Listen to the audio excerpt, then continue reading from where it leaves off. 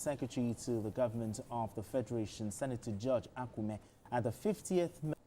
Because those were things that, as we learned, the government made cheap.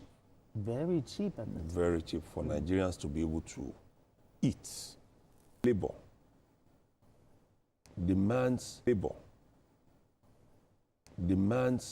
for more money. The first thing that occurs for more money. The first that occurs to we Nigerian is Kigononshe. What are they doing? What those states? Ogun States, yes. They are there. 3rd of February. The movement to Abuja actually from history started on that. And I'm sure today anybody who knows Lagos well and tries to think about what is going on in Abuja will be wondering what Lagos would have become if the federal capital had remained there. It would have been a chaos. So it was good vision. And we are really, really enjoying it now because Abuja is still developing, it's still growing, still a little more land for expansion. So what's nothing else to call that other than vision. It was forward thinking. Yes. And then he didn't come to sit tight. As soon as he came in, he said, we are transitioning to democracy. He gave a timeline, which his successor, Olusegun Obasanjo, completed. That for me shows a man who just wanted to do his business and move on. And then the foreign policy. It's still one area we keep debating, which we talked about in the case of Liberia. Where are we? Africa How do we? And he had the likes of Professor Bolaji Akinyemi, you know. Yes, people who were sound. Yes, really sound. And when you see somebody who is confident of himself, he doesn't shy away from bringing in people who are knowledgeable than he is. People who can add value to him. Only small minds will be looking for people who will not be able to antagonize him to work with. He showed us that I want the best for the country. And as such, I'm not going to shy away from bringing in the best brains to achieve what I needed to do. And then his military leadership.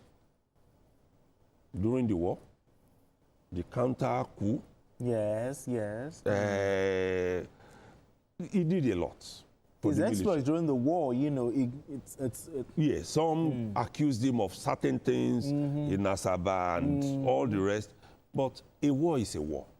There is nothing you can do about it. Nobody for jungle. Nobody for jungle. When we went into Liberia in those days, you needed to see our armed forces. I'm talking of the armed forces of Nigeria, planning strategy. And you know that this one drop of a bomb is not going to be smiling when it comes down. But that is war. That's why some of us will not pray. Like some people are always agitating, there should be a war. When war starts, anybody can get killed. Yes. So, but his military leadership, he actually showed it. Because like they said, he does not lead from behind. Yes, he doesn't lead from behind. Just like, for me, what I saw in Liberia, I would say, a General Victor Leomalu demonstrated that. When they were going to take in Charles Taylor, he was in front of that team. And the soldiers commended him. Now they called him a moral compass. Not once did we hear that maybe he was corrupt or anything. But the legacy of General Murtala Mohammed, you know, is often summarized as, in 2 words, discipline and decisiveness. Yes.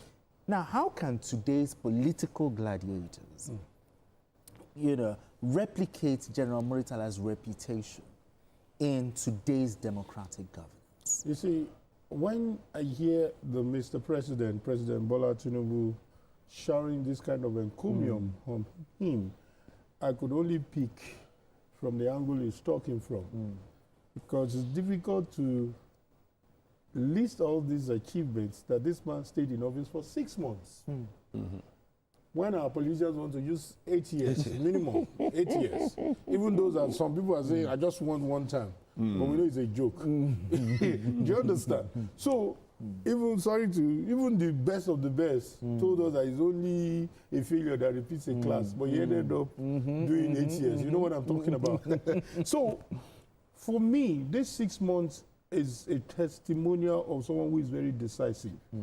That we had 7 states. Those states are celebrating their 50 years. Yes. And you can see how happy they are that if somebody never took that decision, I don't know where we'll be today. They won't be. That kind of decision is what we saw on May 29, 2023, where somebody says subsidies is gone. It was a very, like some politicians would say, it was a political suicide. We had former military generals who were civilians who wanted to try it, but they were scared of losing the election. They were scared of the names they would be called. Someone did it. And I think a lot of politicians also need to know, we need politicians that are prepared. I think that's where the missing link is. Politicians that are prepared for governance. For governance. Not people who are begged and told to, don't worry, it's your region that we want you to become president. You need to be prepared. We need you to set the ball rolling. I know some of our politicians, even this current administration too, also delayed in appointment and all those things. There were too many considerations that was slowing us down. Yes. But I think it's overcoming it, even though we're not too fully satisfied. For the ambassadors, we needed them to have been deployed. We needed a whole lot of things to have taken place. So I think he can also pick a lesson from there. As much as he has done well in taking some decisive decisions, the tax reforms is one of those big decisions. And I know, just to put it on record, I know it's more difficult with a civilian government. Much more. It's not even easy to create one state under civilian administration. No, they did that by decree. Exactly. So when they declare it, it is so. Yes. And that's why the people of Akwa Ibom will always celebrate Babangida till they die. There's nothing you want to say. They give them Akwa Ibom and they give them one other state. We have Aliu. We have Aliu calling in from Abuja. Aliu, let's talk. Aliu, are you still with us? Good evening, sir. Yes, good evening to you. Yeah, I just want to contribute to the discussion on Murtala Mohammed. Yes, go ahead. When people come into government and they are prepared for governance, their past don't define them. Murtala has a past, and he didn't allow that past to define him. Professor Awujobi wrote an article in Tribune. Immediately he took over something and he was doing all those sacking and something. And he said, doctor, cure yourself first. They bundled Professor Ajobi into the detention. And he said, no, you people should relieve him. That he said the truth. And what did he do? You understand? He came out and all those proceeds of his bad deeds in the past, he gave them out to the government, to the federal government. Part of that thing is the massive Murtala in Kano. Part of the building that he gave up. That Murtala in Kano was owned by Murtala Mohammed. So, and that's exactly the last time I had Obasanjo saying he's getting close to his grave and that he wants to leave. If you want to do that, you should come clean and admit to wanting June 12th. And now that he, wanting a third term. And now that he knew that it is wrong. All right, thank you very much. Thank you.